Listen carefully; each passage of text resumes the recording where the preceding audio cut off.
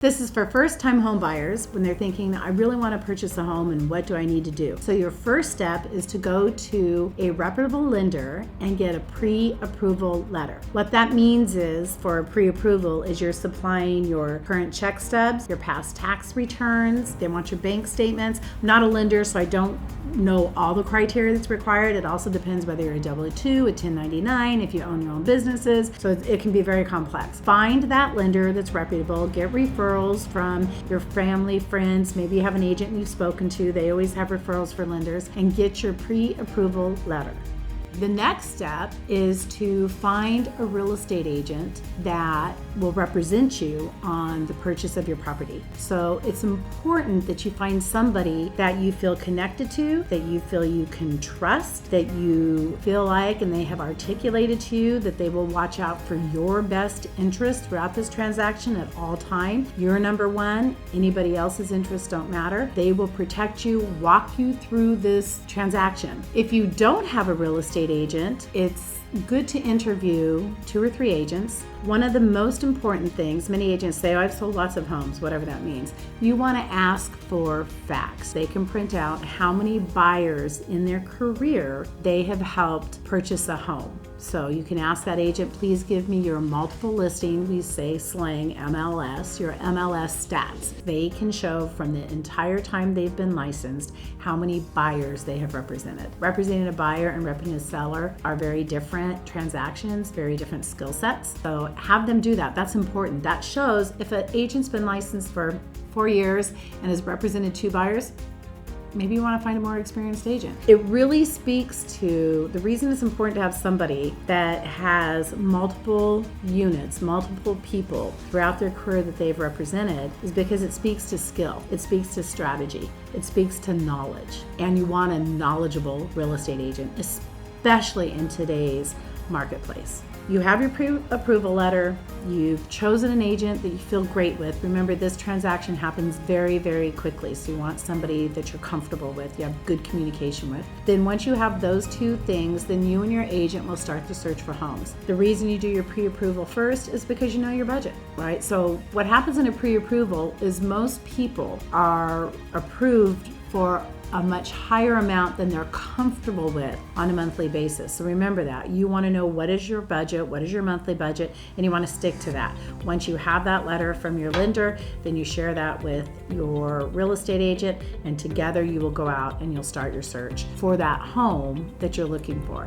It's important to figure out what area you want. Many times buyers are all over the map, literally, and that becomes very frustrating to them as a buyer, because it's here, there, where. So you want to hone down, what area do I really want to live in? Remember, you can always change the house. You cannot change the area. You cannot change the neighborhood. You cannot change the street. So if you find that property in the area that you love, however, there maybe are a few things about the house you don't like. Maybe the bathroom needs to be updated. Maybe it needs some landscaping. Maybe it can be very simple that it just needs to be painted on the interior. Don't say no to that. Location, locations. So long I forget it. So you can't change the location, however you can change the house. So remember that. And there are buyers out there that are like, nope, need something to move in because I don't want to deal with it, or I don't have the ability to deal with it. That's fine. That's what we look at. And your search is a little bit tighter. So those are important conversations to have with your agent. Now, we have the pre-approval, you have your agent, and now you found your home and you're like, yes, this is the one we want to make an offer.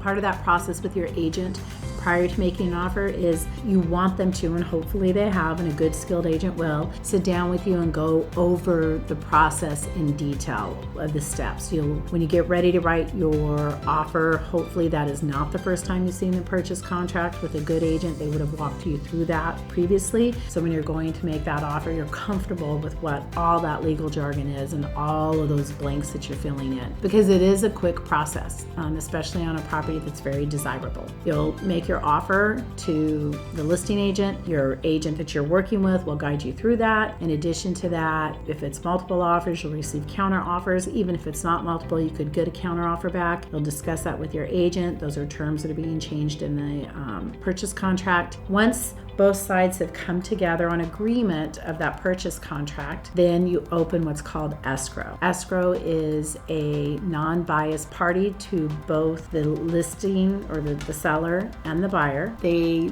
do what they're instructed to do. They do not have an opinion. They cannot answer questions. Those go to the various agents, the listing agent or the buyer's agent. So you open escrow, and that's the beginning of the transaction.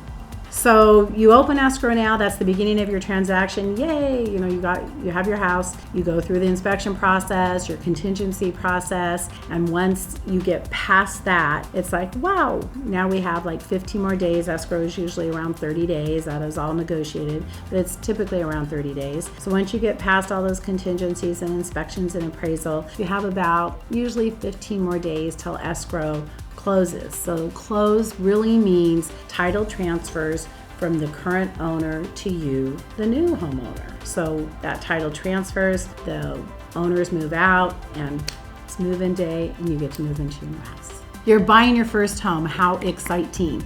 So if you're not clear of what the process is, this is an overview of that process. If you're not familiar with what that process looks like or what it entails, call me. I'm happy to have a conversation with you.